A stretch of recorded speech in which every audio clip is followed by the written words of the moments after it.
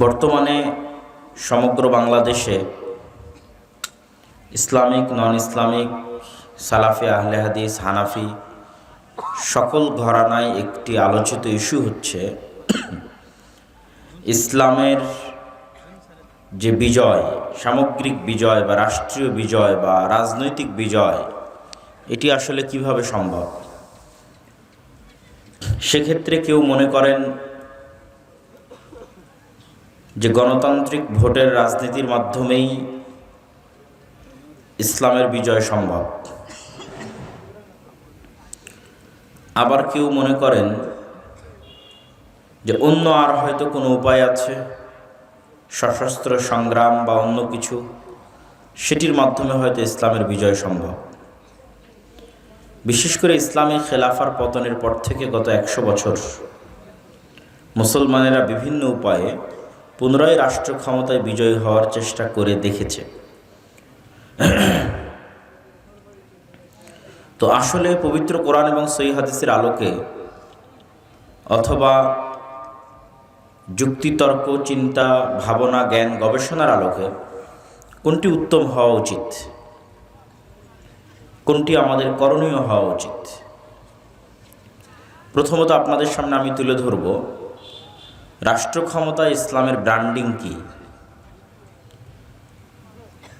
রাষ্ট্র ক্ষমতা ইসলামের ব্র্যান্ডিংয়ের কথা বলতে গিয়ে রাসূলুল্লাহ সাল্লাল্লাহু আলাইহি ওয়াসাল্লাম বলেন, লা তাকুমু সাআহ হাত্তা ইয়ানজিলা ঈসা ইবনে মারইয়াম। ততদিন পর্যন্ত কিয়ামত সংঘটিত হবে না যতদিন না আসমান থেকে মারিয়ামের সন্তান ঈসা পৃথিবীতে নেমে না আসছে। আর মারিয়াম আলাইহিস সালাতু ওয়াস সালামের সন্তান ঈসা আলাইহিস সালাতু ওয়াস সালাম যেদিন পৃথিবীতে নেমে আসবেন, সেই দিন তিনি কি করবেন তার বর্ণনা আল্লাহর নবী দিয়েছেন। সেই দিন তিনি হাকামান মুকসিতা, সমগ্র পৃথিবীতে ন্যায় বিচার প্রতিষ্ঠাকারী শাসক হিসেবে আবির্ভূত হবেন। তো এই একটা বাক্য রাষ্ট্র ক্ষমতা ইসলামের ব্র্যান্ডিং। আল্লাহর নবী চাইলে এটাও বলতে পারতেন যে সেই দিন ঈসা আলাইহিস সালাতু ওয়াস সালাম সকল মানুষকে সালাত আদায় করতে বাধ্য করবেন। এটাও বলতে পারতেন সকল নারীকে পর্দা করতে বাধ্য করবেন। কিন্তু এগুলোকে তিনি ব্র্যান্ডিং বানাননি, এগুলোও করবেন। ব্র্যান্ডিং কি এটাও আপনারা তো বুঝেন, তাও বলি। যেমন মোটর সাইকেল সবগুলোই তো চলবে, কিন্তু এক এক কোম্পানির মোটর সাইকেলের এক একটা ব্র্যান্ডিং। কোনো কোম্পানির মোটর সাইকেলের ব্র্যান্ডিং হয়তো আর স্টাইল, কোনোটার ব্র্যান্ডিং হয়তো কম তেলে বেশি মাইলেজ, কোনোটার ব্র্যান্ডিং হয়তো স্পিড লিমিট অনেক বেশি, অনেক কিছু। এরকম এক একটা জিনিসের এক একটা ব্র্যান্ডিং থাকে, বাট সবগুলোই তো চলবে। তো ব্র্যান্ডিং কোনটা, মূল ফোকাস কোনটা? তা আল্লাহর নবী বলছেন কিয়ামত ততদিন হবে না যতদিন মারিয়ামের সন্তান ঈসা নেমে না আসছে। আর মারিয়ামের সন্তান ঈসা নেমে এসে কি করবে বলেন তো? সমগ্র পৃথিবীতে কি প্রতিষ্ঠা করবে? ন্যায় বিচার প্রতিষ্ঠা করবে। কি প্রতিষ্ঠা করবে? এটা হলো ব্র্যান্ডিং। কিন্তু আমাদেরকে পাশ্চাত্য মিডিয়া দেখায় রাষ্ট্র ক্ষমতা ইসলাম মানে ওই দেখো নারীদের শিক্ষা বন্ধ করে দিল। রাষ্ট্র ক্ষমতা ইসলাম মানে ওই দেখো দৌড়া মারা হচ্ছে, ওই দেখো রজম করা হচ্ছে, ওই দেখো গলা কেটে ফেলা হচ্ছে। মানে যত ভীতিকর জিনিস আছে সবগুলো ব্রেনে ঢুকিয়ে দাও, যাতে মানুষ মুসলমান হইলেও যাতে বলে যে না থাক, রাষ্ট্র ক্ষমতা ইসলাম লাগবে না। কিন্তু সে যদি এটা বুঝতো যে বর্তমান রাষ্ট্র ব্যবস্থা তার উপর কি পরিমাণ জুলুম করছে, তার জ্ঞাত এবং অজ্ঞাত উভয় অবস্থায়, এই যে জিনিসপত্রের দ্রব্যমূল্যের দাম বৃদ্ধি, এটি কি জুলম নয়? আপনাদের কাছে এটা জুলম মনে হয় না? জুলম মনে হয় না? এটা জুলম। দিন যত যাচ্ছে দাম বাড়তেই আছে। তাহলে এটা হচ্ছে চলমান অর্থনৈতিক সিস্টেম আপনার উপর জুলম করতেছে, যার প্রভাব সরাসরি আপনার পকেটে গিয়ে পড়তেছে। জনগণের সম্পদ লুট করে বাইরে নিয়ে যাওয়া হয়েছে, অতিরিক্ত পরিমাণ ঋণের বোঝা মানুষের উপর চাপিয়ে দেওয়া হয়েছে। যে খরচ আপনি করেননি যেই টাকা আপনি ব্যয়ই করেননি ওই টাকা পরিশোধের জন্য আপনাকে কর দিতে হবে। ওই টাকা এমপি, মন্ত্রী, মিনিস্টাররা সব নিয়ে চলে গেছে দুবাই, আমেরিকা, লন্ডন, বিভিন্ন প্রজেক্টের নামে। আর সেই টাকা পরিশোধ করবেন সুদ সহ, আপনার পকেট থেকে পরিশোধ করা হবে, কিন্তু সরাসরি আপনার পকেট থেকে নেওয়া হবে না। কিভাবে নেওয়া হবে? ইনফ্লেশনের মাধ্যমে, মূল্যস্ফীতির মাধ্যমে জিনিসপাতির দাম বাড়বে। তো আসলে জিনিসপাতির দাম বাড়তেছে না, বরং আপনার পকেট থেকে টাকা কমে যাচ্ছে, টাকার মানটা কমে যাচ্ছে। আগে 100 টাকা দিয়ে যেটা কিনতে পারতেন, এখন সেটা 150 টাকা দিয়েও কিনতে পারতেছেন না। তথা অটোমেটিক 50 টাকা আপনার পকেট থেকে নাই হয়ে গেছে। তো এই যে চলমান সিস্টেমের যে জুলম, এরকম আরো অসংখ্য জুলম আছে। একজন নাগরিক জানেই না তার কি কি অধিকার সে রাষ্ট্রের কাছে পেতে পারে, সে জানেই না। তো এই সকল জুলমগুলো দূর হবে এবং সকল মানুষ ন্যায় বিচার পাবে, সকল মানুষ জাস্টিস পাবে। এটা একমাত্র কে দিতে পারবে? ইসলাম। কে দিতে পারবে? ইসলাম। ডেমোক্রেসি, গণতন্ত্র ইটসেলফ ইনজাস্টিস। মানে ডেমোক্রেটিক যে সিস্টেম, এই সিস্টেমটা নিজেই ইনজাস্টিস। গণতন্ত্রের পক্ষে কখনোই সম্ভব নয় যে মানুষকে সে ন্যায় বুঝিয়ে দিবে। গত 70 বছরও সম্ভব হয়নি, আগামী 500 বছরও সম্ভব হবে না। সেকুলারিজম, লিবারালিজম, সমাজতন্ত্র, সোশ্যালিজম, এগুলো সব ইনজাস্টিস, অন্যায়। এগুলোর পক্ষে সম্ভব নয় যে মানুষকে ন্যায় বুঝিয়ে দিবে।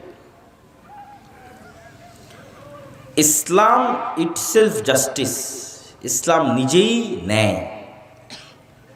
রাসূলুল্লাহ সাল্লাল্লাহু আলাইহি ওয়াসাল্লাম যখন আইয়ামে জাহিলিয়াতের যুগে প্রেরিত হন, তখন আইয়ামে জাহিলিয়াত বলতে কি পড়েছেন আপনারা? বই, পুস্তক, বক্তব্যে কি শুনেছেন? নারী সন্তানকে জীবন্ত কবরে পুঁতে দেওয়া হতো। মাদকদ্রব্য, জেনা, ব্যভিচার, চুরি, খুন, রাহাজানির অন্ত ছিল না। একটানা 400 বছর যুদ্ধ চলেছে গোত্রে গোত্রে, একটানা 400 বছর। জেনারেশনের পর জেনারেশন হত্যা করতে করতে শেষ হয়ে গেছে। তাহলে আমরা সমাজে এখন যা অপরাধ দেখছি তার সবগুলোই জাহেলি যুগে ছিল। হয় এখনকার মতোই ছিল, অথবা এর চেয়ে বেশি ছিল, অথবা আমাদের যুগে বেশি আছে। সেটা সুদ হোক, চুরি হোক, ছিনতাই হোক, ধর্ষণ হোক, হত্যা হোক, খুন হোক, চাঁদাবাজি হোক, যা সব জাহেলি যুগে ছিল। তো আল্লাহর নবী জাহেলি যুগের ওই অন্যায় সমাজে কি দিয়ে ন্যায় বিচার প্রতিষ্ঠা করেছেন? ইসলাম দিয়ে। কি দিয়ে? ইসলাম দিয়ে। কে কালো, কে সাদা, কে কোন গোত্রের, কে কোন বংশের, সকল জাত পাত বর্ণের ঊর্ধ্বে উঠে মানুষকে মানুষ হিসেবে, আদমের সন্তান হিসেবে তার সকল হক বুঝিয়ে দেওয়া, সকল ন্যায় বুঝিয়ে দেওয়ার এক ব্যতিক্রম শাসন ব্যবস্থার নাম হচ্ছে ইসলাম, যার ব্র্যান্ডিং হচ্ছে ন্যায় বিচার, যার ব্র্যান্ডিং হচ্ছে ন্যায়পরায়ণতা। সম্মানিত উপস্থিতি,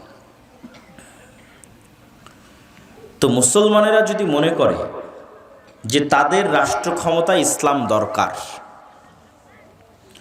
তাহলে আমার ছোট্ট জ্ঞানে, আমার ছোট্ট বুঝে আমি যেটা বুঝি সেটি হচ্ছে, যেখানে ইসলামের ব্র্যান্ডিং ন্যায় বিচার, সেখানে আমি যদি ন্যায়পরায়ণ না হতে পারি, তাহলে আমাকে দিয়ে ন্যায় বিচার প্রতিষ্ঠা হবে? ঈসা আলাইহিস সালাম যদি নিজেই অন্যায়পরায়ণ হয়, উনি রাষ্ট্রের ন্যায় বিচার প্রতিষ্ঠা করতে পারবে? পারবে না। তো আমার চিন্তা ভাবনা এবং আমার গবেষণায় বলে যে আমাদেরকে আল্লাহ এখন পর্যন্ত নেতা বানাননি, কেননা আমরা নেতা হওয়ার যোগ্য হতে পারিনি। আমাদের মধ্যে গোলামির স্বভাব বিরাজমান, গোলামি আমাদের রক্তের মধ্যে ঢুকে আছে। সেই গোলামির স্বভাব থেকে বের হয়ে স্বাধীন মানুষ যেভাবে চিন্তা করে, ওই চিন্তা আমরা করতে পারি না, করতে পারিনি। ফলত নেতা হতে পারিনি, নেতৃত্ব দেওয়ার যোগ্য হতে পারিনি। ফলত আল্লাহ আমাদেরকে নেতা বানায়নি। গোলামেরা কি চিন্তা করে? যখন মানুষ জাতিগতভাবে গোলাম থাকে তখন রুজির জন্য মারামারি করতে হয়, রুজির জন্য কাটাকাটি করতে হয়, না হলে তো না খেয়ে মারা যাবে। এটাই গোলামের স্বভাব। আর যারা আগের যুগের মনিব ছিল তারা এটাতেই মজা পেত, যে ক্ষুধার্ত দুইটা মানুষের মধ্যে একটা রুটি ফেলে দিলাম, দুইটা মানুষ কিভাবে রুটি নিয়ে কাড়াকাড়ি করতেছে এই দৃশ্য দেখে মজা। কেননা ওই দুইজন গোলাম, তারা খাদ্যের জন্য মারামারি করতেছে। তো যেহেতু 190 বছর আমরা ব্রিটিশদের গোলাম ছিলাম, মানে আমার রক্তের মধ্যে ঢুকে গেছে টাকার জন্য, খাবারের জন্য, রিজিকের জন্য, রুটির জন্য মারামারি না করলে পাওয়া যাবে না। মারামারি মানে সরাসরি মারামারি বিষয়টা আমি এটা বুঝাচ্ছি না, মিথ্যা বলে হোক, জোর করে হোক, হুমকি দিয়ে হোক, ধোকা দিয়ে হোক, ইন এনি ওয়ে আমার টাকা লাগবে, সম্পদ লাগবে, রুজি লাগবে, রিজিক লাগবে। তো গোলামেরা ছুটছে। এবং এইটা যে আমাদের নেচার, স্বভাব, তার সবচেয়ে বড় প্রমাণ কি জানেন? গত 16 বছর যে জগদ্দল পাথর ছিল, ফ্যাসিজম, সেই জগদ্দল পাথর সরে যাওয়ার পর চাঁদাবাজি, খুন, রাহাজানি, ছিনতাই বন্ধ হয়েছে? বন্ধ হয়নি। কেন বন্ধ হয়নি? আমাদের স্বভাবের মধ্যে গোলামি আছে, ওইটা আমার রক্তের মধ্যে ঢুকে আছে। কেমনে বন্ধ হবে? আর এক দল করেছে, এখন আর এক দল করবে। মানুষই তো সুযোগ দিচ্ছে, মানুষের নেচারই তো ওইটার উপর গড়ে উঠেছে, রাজনৈতিক দলগুলোর স্বভাবই তো ওইটার উপর গড়ে উঠেছে। সম্মানিত উপস্থিতি, তাহলে কি বলছিলাম? যে ইসলামের ব্র্যান্ডিং যখন ন্যায় বিচার, আর আমি ন্যায়পরায়ণ নই, তো আমাকে দিয়ে আল্লাহ ন্যায় বিচারের দায়িত্ব দিবেন? আল্লাহ কথা বলেন না যে দিবে, দিবেন না। এখন মুসলমানেরা তাদের ব্যক্তিগত, সামাজিক, পারিবারিক সকল জীবনে বিশ্লেষণ করে দেখতে পারে যে কি পরিমাণ ন্যায়পরায়ণতার ঘাটতি আমাদের সমাজে আমরা বহন করি। যৌতুকের ভিত্তিতে বিবাহ, ইনজাস্টিস, অন্যায় মুসলমানেরা করে। নিজের বোনকে পিতার সম্পত্তিতে সম্পদ ঠিকমতো বুঝিয়ে না দেওয়া, ইনজাস্টিস, অন্যায় করে। পিতামাতার অবাধ্য হওয়া, ইনজাস্টিস, অন্যায়। পিতার কাছ থেকে ভাইকে না জানিয়ে, বোনকে না জানিয়ে সব সম্পত্তি লিখে নেওয়া, ইনজাস্টিস, অন্যায়। ওসি, ডিসি, এসপি, মন্ত্রী, মিনিস্টার, প্রিন্সিপাল, সাব রেজিস্ট্রার নিজ নিজ পদে প্রত্যেকটা স্বাক্ষরের পিছনে অন্যায় অর্থ ভোগ করতেছে, আবার আজান হলে উঠে গিয়ে নামাজ পড়তেছে, আবার ওই অন্যায় অর্থর টাকা জমা করে হজে চলে যাচ্ছে। তো এই সাব রেজিস্ট্রার, এই এসিল্যান্ড, এই ওসি আল্লাহর ক্ষমায় অথবা মানুষের ক্ষমায় জান্নাতে যেতে পারবে কি না সেটা ভিন্ন প্রশ্ন, কিন্তু এতটুকু নিশ্চিত থাকেন তাকে দিয়ে আল্লাহ কখনো ইসলাম প্রতিষ্ঠার যোগ্য মনে করবে না। তাকে আল্লাহ কখনো নেতৃত্ব দেওয়ার যোগ্য মনে করবে? যোগ্য মনে করবে না। যেহেতু ইসলাম মানে, ইসলামের রাষ্ট্র ক্ষমতা, ইসলামের ব্র্যান্ডিং কি? জাস্টিস, ন্যায়পরায়ণতা। তাহলে ওই মানুষটা তার বোনের সাথে ন্যায়পরায়ণতা করতে পারেনি। হতে পারে নামাজি, হাজি, সে তার বাবা মায়ের সাথে ন্যায়পরায়ণ নয়, তার স্ত্রীর সাথে ন্যায়পরায়ণ নয়, তার প্রফেশনাল লাইফে ন্যায়পরায়ণ নয়।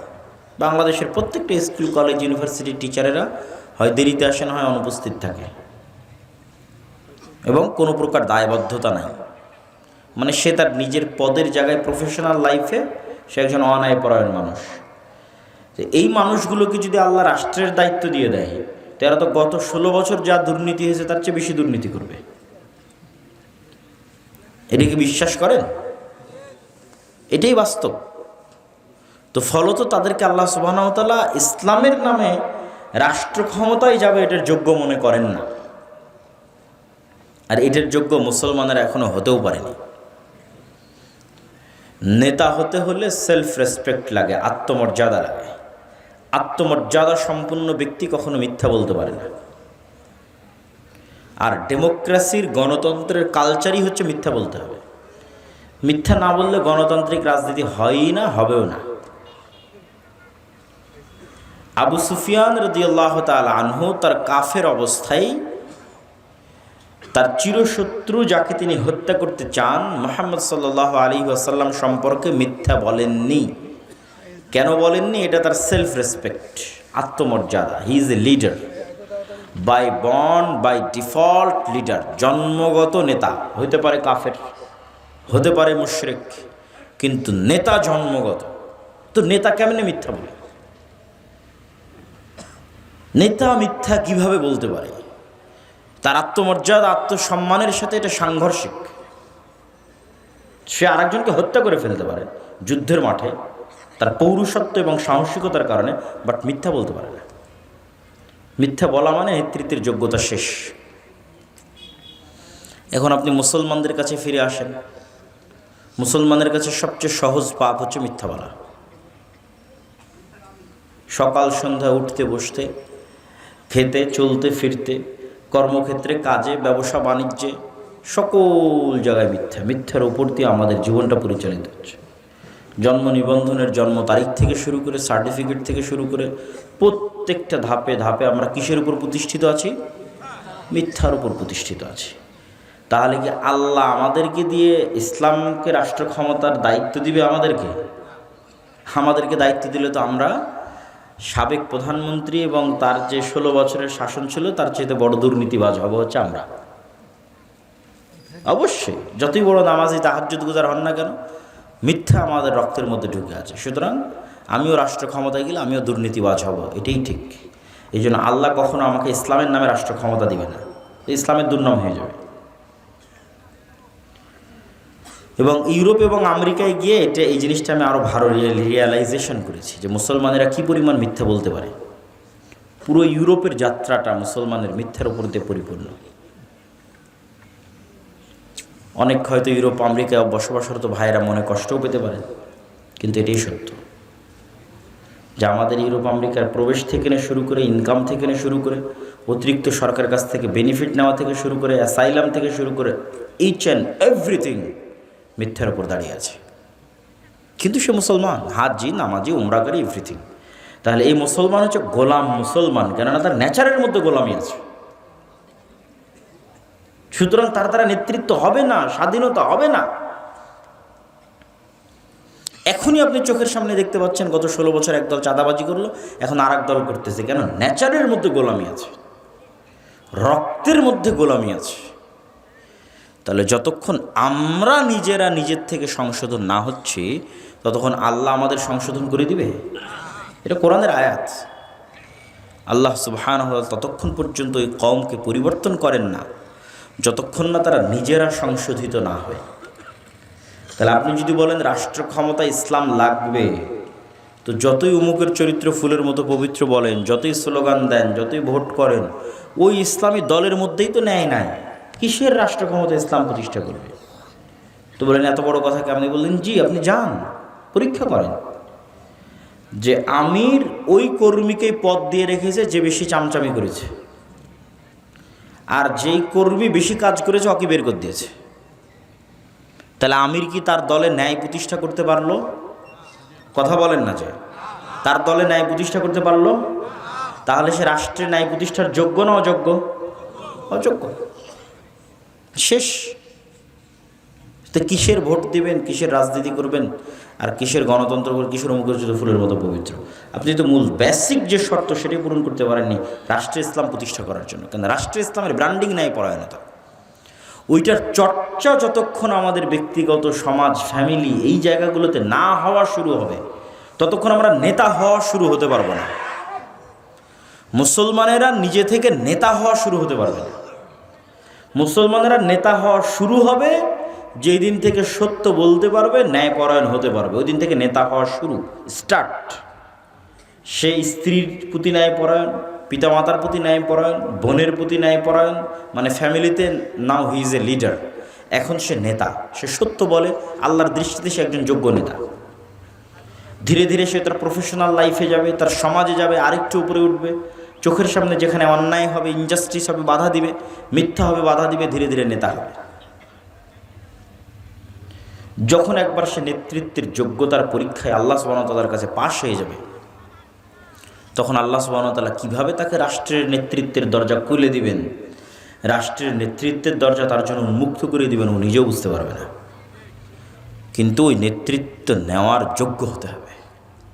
আর ওই যোগ্যতার মূল যাত্রাটা শুরু হবে সত্য বলা, ন্যায়পরায়ণ হওয়া, যার পৃথিবীর সকল নবীর বৈশিষ্ট্য।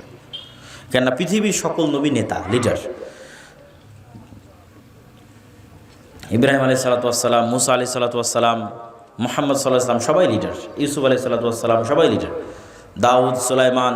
রাষ্ট্রের ক্ষমতা পান অথবা না পান, কিন্তু লিডার। নেতৃত্ব দেওয়ার যোগ্যতা আছে। নেতৃত্ব দেওয়ার যোগ্যতার জন্য সত্যবাদিতা, ন্যায়পরায়ণতা, আমানতদারিতা লাগবেই। সেটা শিক্ষা প্রতিষ্ঠান হোক, মসজিদ হোক, মাদ্রাসা হোক, ইসলামী দল হোক, সংগঠন হোক, আপনি যে পেশায় আছেন সেই পেশা হোক, ডাক্তারি হোক, ইঞ্জিনিয়ারিং হোক, এসিল্যান্ড হোক, সাব রেজিস্ট্রার হোক, টিচার হোক, স্টুডেন্ট হোক, স্বামী হন, পিতা হন, ন্যায়পরায়ণতা লাগবে। পিতা হিসেবে আপনি আপনার সন্তানকে কতটুকু আদর করবেন, একজনকে বেশি চুমা দেবেন, আরেকজনকে কম চুমা দিবেন, এটাও ন্যায়পরায়ণতা। রাসূল সাল্লাল্লাহু আলাইহি ওয়াসাল্লাম বলেছেন। একের অধিক স্ত্রী থাকবে, উভয় সকলের প্রতি ন্যায়পরায়ণ কিনা, এটাই আপনার ভাগ্য নির্ধারণ করবে কিয়ামতের মাঠে। এই জন্য রাসূলুল্লাহ সাল্লাল্লাহু আলাইহি ওয়াসাল্লাম বলেন,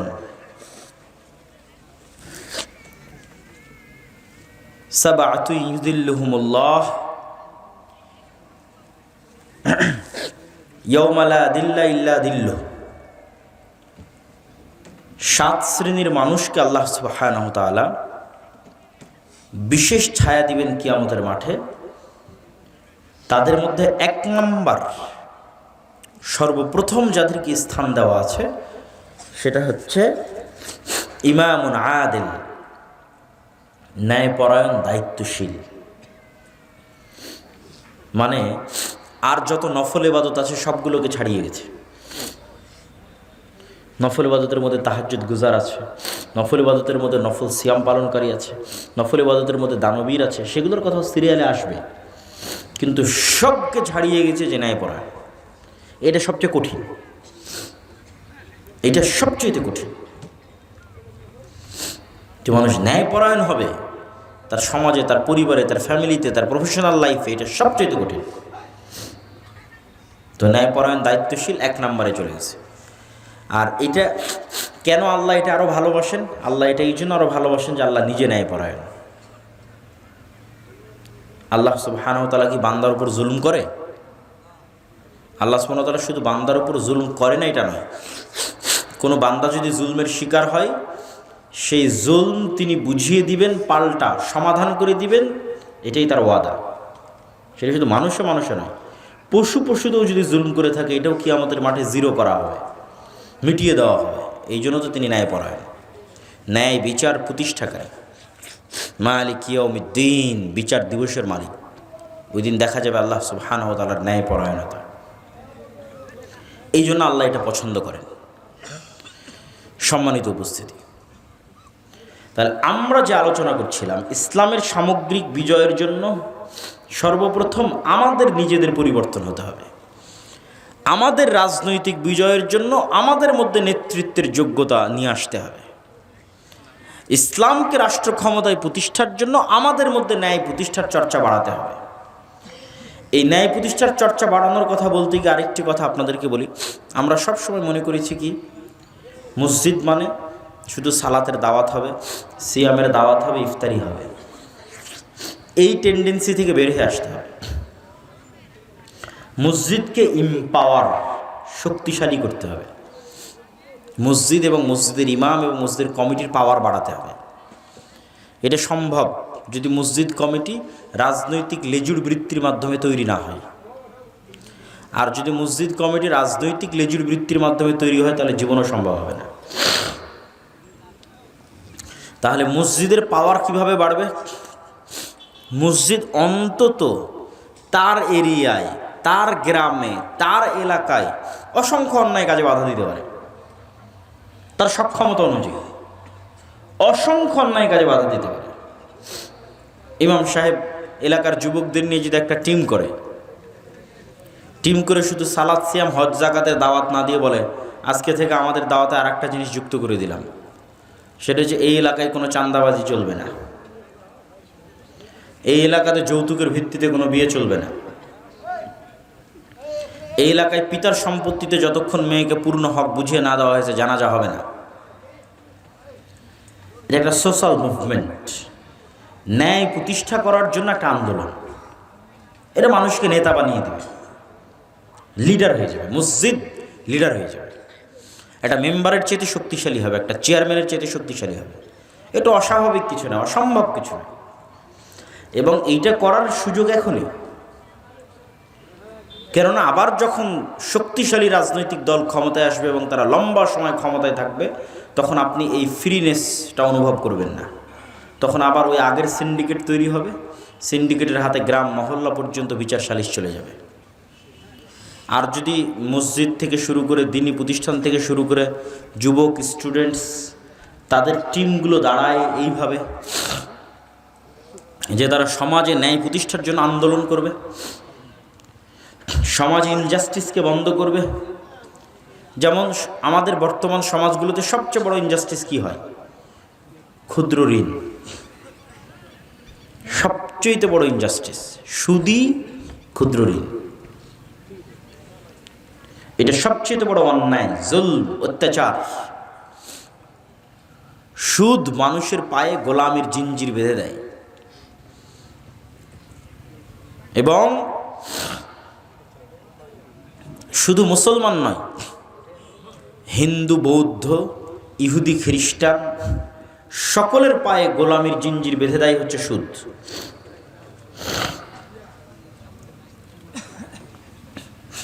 তো এই জন্য আমাদের একটা সোশ্যাল মুভমেন্ট, সামাজিক আন্দোলন থাকা উচিত যুবকদের, মসজিদ ভিত্তিক, দ্বীনি প্রতিষ্ঠান ভিত্তিক, যা সমাজে প্রচলিত অন্যায়ের বিরুদ্ধে লড়াই করবে, ন্যায় প্রতিষ্ঠার জন্য চেষ্টা করবে।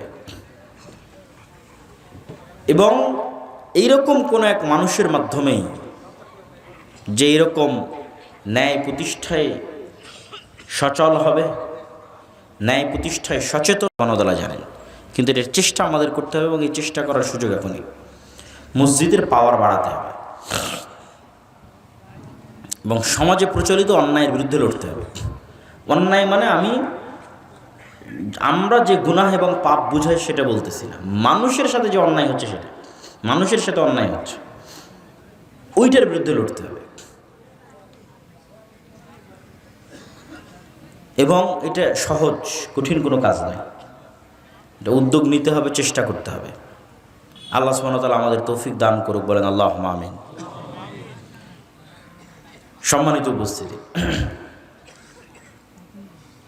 আমাদেরকে আরও একটি বিষয় এটির সাথে যেটি আমি যুক্ত করতে চাই, সেটি হচ্ছে শক্তিশালী প্রতিষ্ঠান।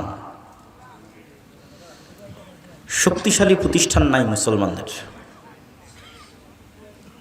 সমগ্র পৃথিবীব্যাপী নাই, আবার দেশভিত্তিকও নাই। এই জায়গায় ইহুদিরা সবচেয়ে বেশি এগিয়ে গেছে। তারা শক্তিশালী মিডিয়া তৈরি করে ফেলেছে, শক্তিশালী অর্থনৈতিক প্রতিষ্ঠান তৈরি করে ফেলেছে। ফলত তারা চাইলেও পৃথিবী তাদের কাছে জিম্মি, তারা না চাইলেও পৃথিবী তাদের কাছে জিম্মি। তো আপনি দেখবেন যে 5ই আগস্টে হাজার হাজার লক্ষ লক্ষ ভোটার পঙ্গপালের মতো আছে, রাস্তায় আছে। কিন্তু যখন রাষ্ট্রের সরকার গঠন হলো, তখন কাদের সরকার হলো? দেশে যাদের শক্তিশালী প্রতিষ্ঠান ছিল। যেমন বাংলাদেশের সবচেয়ে শক্তিশালী একটা প্রতিষ্ঠান হচ্ছে আর্মি, তাহলে আর্মির সরকার হলো। বাংলাদেশের সবচেয়ে শক্তিশালী একটা প্রতিষ্ঠান হচ্ছে ব্র্যাক, বছরে 12,000 কোটি টাকার লেনদেন হয়। সারা বাংলাদেশের সব মসজিদ মাদ্রাসা মিলে অত টাকার লেনদেন হবে না। তাহলে সে একটা অনেক শক্তিশালী প্রতিষ্ঠান, তার সরকার হলো। গ্রামীণ ব্যাংক একটা শক্তিশালী প্রতিষ্ঠান, তার সরকার হলো। তারপরে প্রথম আলো, ডেইলি স্টার শক্তিশালী প্রতিষ্ঠান, তাদের সরকার হলো। যখনই মূল সরকার সরে যায়, তখন ওই দেশে যাদের শক্তিশালী প্রতিষ্ঠান থাকে তারা অটোমেটিক ক্ষমতায় চলে যায়। আর আপনার যদি এরকম পঙ্গপালের মতো কোটি কোটি ভোটার থাকে, তবুও কোনো দাম নাই। ভোট দেওয়াটা তো মূলত, বা ভোট চাওয়াটা তো মূলত গণতান্ত্রিক দেশে বসবাসরত মানুষের মনকে বুঝ দেওয়া, মানে আপনাকে বুঝ দেওয়া যে হ্যাঁ তুমি দেশের শাসক আছো, বা এই দেশ তুমি চালাচ্ছ, কিন্তু আসলে বাস্তবে আপনি কিছু না। যদি বাস্তবে আপনি কিছু হতেন তাহলে অন্তত বড় বড় সিদ্ধান্ত নেওয়ার আগে সরকারেরা বলতো ঠিক আছে গণভোটের আয়োজন করা হোক, দেখি জনগণের পক্ষে আছে না নাই। কিন্তু গণভোটের আয়োজন করা হয় না। তাহলে আপনি কি শুধু আপনার ভোটকে ব্যবহার করে একজন ক্ষমতায় গেল, 5 বছর আপনার হাতের কিছু নাই। সে আপনার মন মতো করলেও সে আপনার নির্বাচিত প্রতিনিধি, আপনার মন মতো না করলেও সে আপনার নির্বাচিত প্রতিনিধি। তো এর চাইতে বড় জুলমের সিস্টেম পৃথিবীতে আর নাই, এবং এর চেয়ে বড় ধোকার সিস্টেম পৃথিবীতে নাই। এইটা যত বড় ধোকার সিস্টেম, যত সহজে মানুষকে এখানে ধোকা দেওয়া যায়। তো এরকম পঙ্গপালের মতো ভোটার থেকে তো লাভ নাই। এবং আরও অনেক আলোচনা আছে এই বিষয়ে, স্টাডি করলে আরও অনেক পয়েন্ট তুলে ধরা যাবে। এবং ডেমোক্রেসি, গণতন্ত্র, সোশ্যালিজম সমাজতন্ত্র, সেকুলারিজম ধর্মনিরপেক্ষ মতবাদ, লিবারালিজম ব্যক্তি স্বাধীনতা, এই যে মতবাদগুলো আছে পৃথিবীতে, ন্যাশনালিজম জাতীয়তাবাদ, এগুলো কি আল্লাহর লেখা কোরআন না ওহী? এগুলো কি কোরআন না ওহী? কিছুই না। তো যদি কোরআনও না হয়, ওহীও না হয়, তো গণতন্ত্রের এই যে গড বানিয়ে রাখা হয়েছে এইটার দিকে আঙ্গুল তোলা যাবে না? যাবে না? যাবে না? যাবে। এটা কারো মতের পক্ষে যেতে পারে, কারো মতের পক্ষে নাও যেতে পারে, কিন্তু আঙ্গুল তোলা যাবে না, এটা তো অসম্ভব। এটা তো কোরআনও নয়, ওহীও নয়। সুতরাং ডেমোক্রেসি নিজেই ইটসেলফ যে একটা ইনজাস্টিস, এটা মানুষ আঙ্গুল উঠাইতে পারে, উঠাইতেই পারে। এটা নিয়ে গবেষণা স্টাডি হতেই পারে। সম্মানিত উপস্থিতি, মুসলমানেরা যতদিন মনে করবে যে তারা দুধের স্বাদ ঘোলেই মেটাবে, ততদিন এই ঝুলন্ত মূলার পিছনে ছুটতেই থাকবে। যেমন ইসলামিক ব্যাংকিংয়ের নামে দুধের স্বাদ ঘোলে মেটানো হচ্ছে, আর নিজের মনকে বুঝ দেওয়া হচ্ছে হ্যাঁ আমি ইসলামী অর্থনীতির সাথে সম্পৃক্ত আছি। ঠিক যতদিন মুসলমানেরা মনে করবে হ্যাঁ গণতন্ত্রের মাধ্যমে আমরা ইসলাম প্রতিষ্ঠা করে ফেলবো, তো এই ঝুলন্ত মূলার পিছনে ছুটতেই থাকবে আর দুধের স্বাদ ঘোলে মেটাতেই থাকবে। আর যেই দিন মনে করবে এখানে ফুল স্টপ দিয়ে দিলাম, ডাইরেক্ট ডেমোক্রেসির সিস্টেমকে আমি প্রশ্ন করব, ওই সিস্টেমের বিরুদ্ধে লড়াই করব, এতটুকু নিশ্চিত থাকেন অন্তত দুধের স্বাদ ঘোলে মেটানো যেহেতু বন্ধ হয়ে গেছে, তো একদম পিওর দুধের স্বাদের জন্য অন্তরে যেই তাড়াপ তৈরি হবে, অন্তরে যে আগ্রহ তৈরি হবে, যে চেষ্টা তৈরি হবে, ওই চেষ্টার ফলশ্রুতিতে একদিন না একদিন আপনি পিওর দুধের স্বাদ পেয়ে যাবেন ইনশাআল্লাহ। কিন্তু ওইটার জন্য ঈমান মজবুত হতে হবে, নিয়ত ঠিক থাকতে হবে, আর ওই যে যোগ্য হতে হবে, আল্লাহর দৃষ্টিতে নেতা হওয়ার যোগ্য হতে হবে। আল্লাহর দৃষ্টিতে তো আমরা নেতা হওয়ার যোগ্য হতে পারছি না। এবং এটি কোরআন এবং হাদিস দ্বারা প্রমাণিত। রাসূলুল্লাহ সাল্লাল্লাহু আলাইহি ওয়াসাল্লাম বলেন, 3টে বা 4টে গুণ যদি কারো মধ্যে থাকে, সে স্পষ্ট নির্ভেজাল খাঁটি মুনাফিক। কথা বললে মিথ্যা বলে, আমানতের খেয়ানত করে। তো আমানতের খেয়ানত কি? যাকে যে দায়িত্ব দেওয়া হয়েছে ওই দায়িত্ব অমান্য করাটাই আমানতের খেয়ানত। কোরআনে আল্লাহ বলেছেন, আল্লাহ তোমাদের আদেশ দিয়েছে আন তুআদ্দুল আমানাত ইলা আহলিহা, যাকে যে দায়িত্ব দেওয়া হয়েছে ওই দায়িত্ব যেন ঠিক মতো পালন করে, এটাই ন্যায়পরায়ণতা। তাহলে আমরা সবাই মুনাফিক মুসলিম হিসেবে লাইফ লিড করতেছি, জীবন চালাচ্ছি। যতই হাজি হই, উমরাকারী হই, নামাজি হই, আসলে আল্লাহর নবীর এই হাদিস অনুযায়ী আমরা মুনাফিক। কেন? হয় মিথ্যার উপর আছি, আর না হয় দায়িত্বের সাথে খেয়ানত করতেছি। যখনই মুনাফিকের দরজাটা বন্ধ হয়ে যাবে এবং আমি বাস্তব জীবনে সত্যবাদী, বাস্তব জীবনে ন্যায়পরায়ণ, তখন যে নামাজ, তখন যে সালাত, তখন যে সিয়াম, তখন যে হজ, তখন যে কোরআনের তেলাওয়াত, এর পাওয়ার ভিন্ন রকম, এর শক্তি ভিন্ন রকম। ওইটা তখন অটোমেটিক ক্ষমতার কেন্দ্রবিন্দু থেকে আঘাত করবে এবং ক্ষমতার কেন্দ্র কাঁপবে। যেমন আল্লামা ইকবাল বলেছেন, এই যুগের মুসলমানদের একজন ইব্রাহিম দরকার। इब्राहिम की ज़रूरत है, इस दौर के इब्राहिम की ज़रूरत है। এই যুগের ইব্রাহিমের প্রয়োজন, যারা আল্লাহর প্রতি আস্থা, অগাধ বিশ্বাস এত মজবুত হবে, ব্যক্তিগত সমাজে পরিবারে ন্যায়পরায়ণ এবং সত্যবাদী হবে, আল্লাহর বিধানের জন্য যে কোনো পরীক্ষা দিতে প্রস্তুত থাকবে, ক্ষমতার কেন্দ্রবিন্দুতে আঘাত করবে, এরকম একজন ইব্রাহিমের দরকার।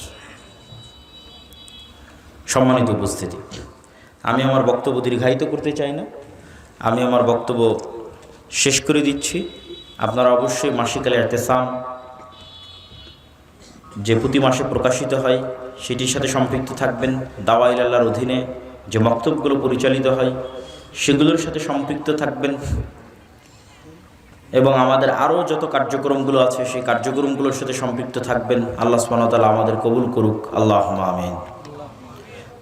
আসসালামু আলাইকুম ওয়া রাহমাতুল্লাহি ওয়া বারাকাতুহু।